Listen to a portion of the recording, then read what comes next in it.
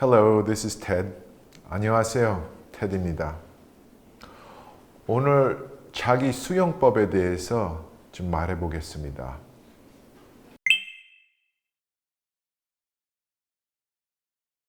제가 몇 년 동안 사람들 앞에서 참선을 가르쳐 보니까 제가 놀랄 정도로 국내외적으로 많은 사람들이 그 낮은 자존감, 심지어 자기 혐오감, 수치심 등에 시달리는 사람들 굉장히 많이 봤어요.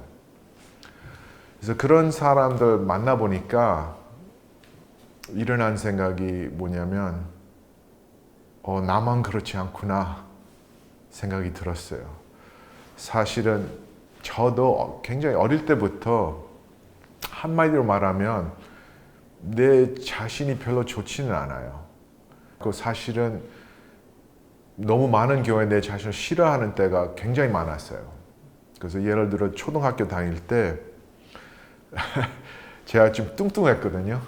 뚱뚱하고 또 운동 실력도 그렇게 뛰어나지도 못하고 그러니까 그게 굉장히 싫었어요. 부끄럽고 사람들 만나는 것도 어렵고 미국에서는 이렇게 특히 소년들 남자애들은 이렇게 운동을 잘해야 인기가 있는데 난 뚱뚱하고 그러니까 어릴 때는 그것 때문에 시달리고 항상 내가 왜 이렇게 뚱뚱할까.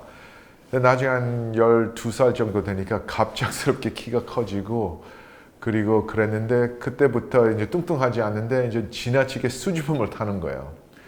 너무 부끄러우니까 너무 예민하니까 이렇게 사람들 이렇게 눈 마주치기도 어려웠어요.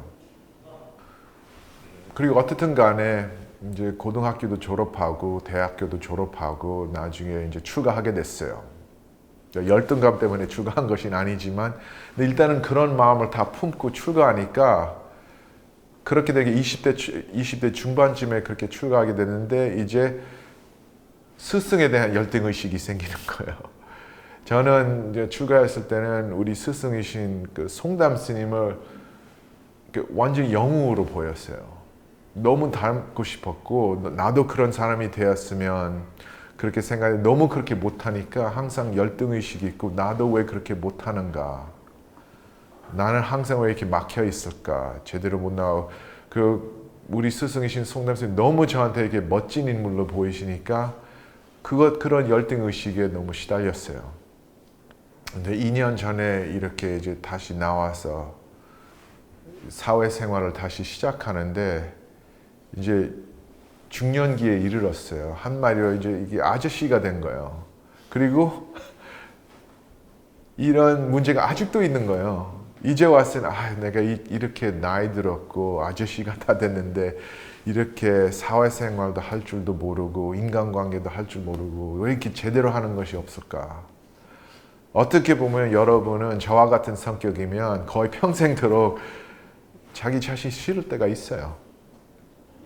자기 자신 싫을 때, 지나친 수치심이 생길 때, 심지어 자기 혐오감 생길 때는 제 경험에 비추면 가장 하지 말아야 되는 것이 뭐냐면 남하고 비교하는 거. 그렇지 않으면 외부의 기준하고 비교하는 거.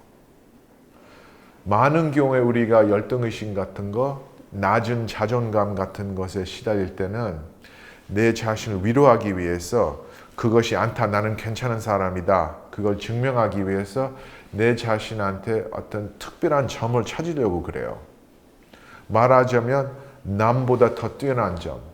그래서 외부의 기준을 맞추느라고 내 이력을 훑어보고 내가 어떤 학교에서 나오는가, 어떤 직장을 다니고 있는가, 뭐 월급이 얼마만큼인가, 그런 거 갖고 내 자신을 평가하려고 하고 좋은 점을 찾으려고 하거나 아니면 내가 갖고 있는 거, 신체적인 조건, 외모 같은 것부터 시작해서 내 재능을 생각하고 내 IQ를 생각하고 얼마만큼 인기가 있는가 그렇게도 생각하면서 계속 특별한 점을 찾으려고 하는데 그게 해보면 해결되는 것보다 오히려 더 불안해지는 경우가 많다는 것을 알게 됐어요.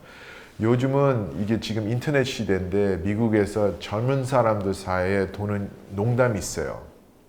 그 농담이 어떻게 되느냐면 아무리 내가 뭔가를 잘 한다고 생각해도 유튜브 보면 나보다 훨씬 더 잘하는 11살짜리가 있다. 그런 농담이 있는데 사실인 것 같아요. 지금 유튜브하고 인터넷이 있으니까 찾아보면 항상 나보다 더 잘하는 사람, 엄청나게 잘하는 사람을 찾을 수가 있어요. 그래서 다른 때보다도 나도 어렸을 때 그게 어려웠는데 이제는 더 어려워요. 나한테 특별한 점을 찾으려면 정말 시달리게 돼 있어요. 저는 어릴 때는 항상 우리 스승, 송담스님하고 비교하니까 그런 식으로 시달렸어요. 그런데 어쨌든 간에 그런 여러 가지 어려운 감정을 품고 계속 참선해 보니까 아주 신기한 발견을 하게 됐어요. 처음 시작할 때는 우리 스승만 빛나는 존재다. 우리 스승만 빛나는 사람이다. 그렇게 생각했는데 계속 참선을 해보니까 갈수록 마음이 나름대로 좀 더 맑아지고 생각도 가라앉고 이런 감정이 사라지니까 어느 순간부터 모든 사람들이 빛나는구나. 또 조금 더 나가니까 모든 살아있는 거, 모든 동물, 심지어 식물까지도 빛나는구나. 마지막에 모든 사물에서도 빛나는구나. 이게 이상하게도 모든 존재하는 것들이 다 한 뿌리에서 일어나는 것 같고 한 빛에서 나는 것 같은 생각이 들 때가 있어요. 참선해 보면. 심지어 가장 놀라운 것이 내 안에서 빛이 나는구나. 내가 나를 사랑하려고 각별히 노력할 필요도 없고 뛰어난 점을 찾을 필요도 없이 그냥 안을 들여다보면 올바른 방법으로 참선을 하면서 내면의 가장 깊은 곳으로 마음의 시선을 돌려서 그곳에 향하게 해서 이목구하면서 들여다보면 표현하기가 어려운데 빛 같은 뭔가가 나타나는 것을 느낄 수가 있고 그것이 사랑의 빛이고 깨어난 정신의 빛이고 기쁨의 빛이에요. 그 순간부터 나를 수용해야 되느냐 할 수 있느냐 할 수 없느냐 그 문제가 그냥 싹 사라져요. 같이 해보면 아실 거예요. 지금 이 순간에 같이 해봅시다. 그래서 올바른 자세를 취하시고 등뼈를 곧게 펴시고 턱을 안으로 끌어당기시고 혀끝을 입천장에 가볍게 대시고 그리고 다음 복식 호흡하면서 코를 길게 들이마시고 들이마시면서 아랫배를 내미시고 잠시 머물고 내쉬면서 이목고 다시 한번 같이 해봅시다. 들이마시고 멈추고 내쉬면서 이목고 할 때 이라고 할 때 이라고 하는 것이 무엇인가 그런 뜻으로 하세요.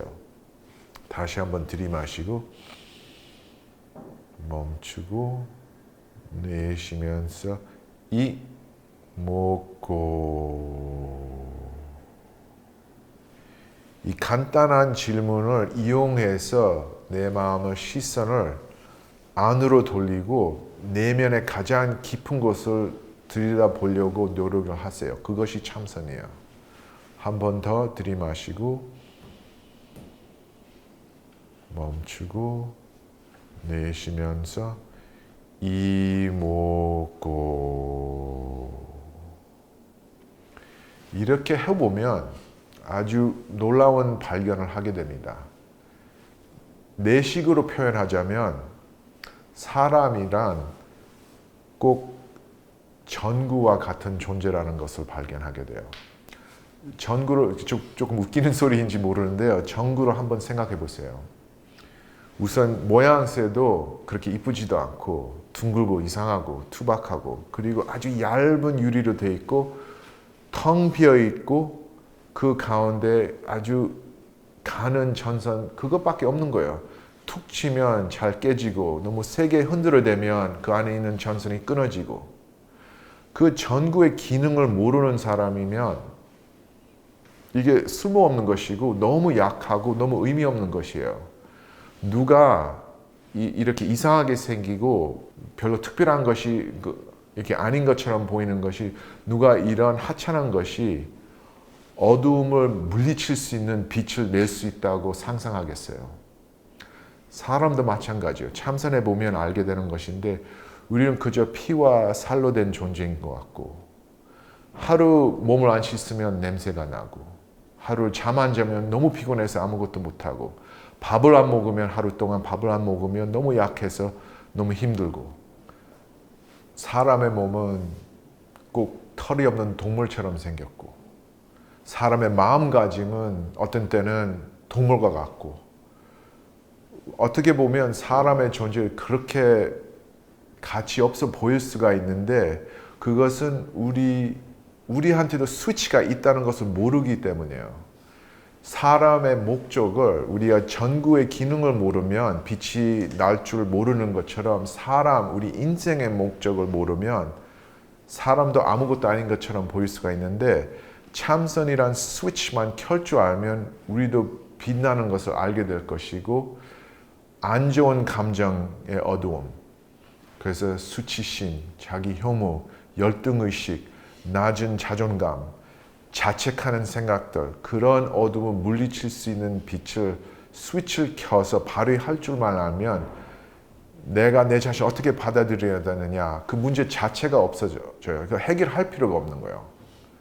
그리고 내 몸과 마음 안에서 그 빛이 나는 거 보면 나중에 남한테도 그 빛을 발휘할 줄 알게 되고 그리고 내가 그동안 그렇게 그리워했던 사랑, 우정, 또 인생의 의미 저절로 다 이루게 됩니다. 해보면 알게 되는데 이 노력이 이제 필요한 거죠. 그래서 제가 한번 초청하겠습니다. 한번 같이 참선하면서 나만의 빛을 우리 다 각자 발견합시다. 자, 그러면 오늘 이것으로 마치고 다음 영상에서 뵙겠습니다. See you next time.